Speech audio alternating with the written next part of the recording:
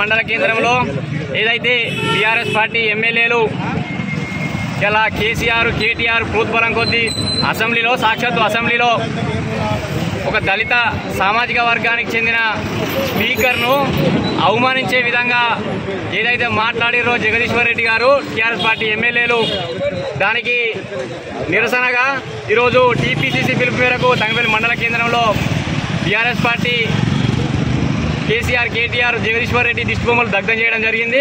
ఏదైతే ఈ బీఆర్ఎస్ ప్రభుత్వంలో ఉన్నప్పుడు కానీ ఇలా ప్రతిపక్షంలో ఉన్నప్పుడు కానీ ఇవాళ ఎప్పుడు దళిత సామాజిక వర్గాన్ని దళితులను చిన్నచూపు చూస్తూ అవమానకరంగా మాట్లాడుతున్న తీరును ఈ రాష్ట్ర ప్రజలందరూ గమనిస్తున్నారు.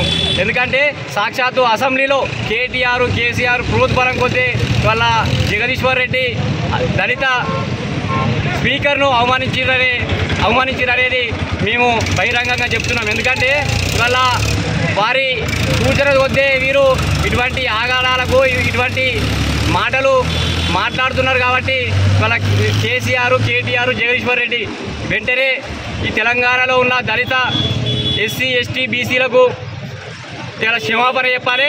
ముఖ్యంగా ఇక్కడ ఉన్న ఎస్సీ ఎస్టీలతో పాటు ఇలా దళిత స్పీకర్కు బహిరంగ క్షమాపణ చెప్పి అసెంబ్లీలో అడుగు పెట్టాలని ఇలా బీఆర్ఎస్ పార్టీ కేటీఆర్ను కేసీఆర్ను బీఆర్ఎస్ పార్టీ ఎమ్మెల్యేలను ఈ తంగపల్లి మండల శాఖ పక్షాన డిమాండ్ చేస్తున్నాం.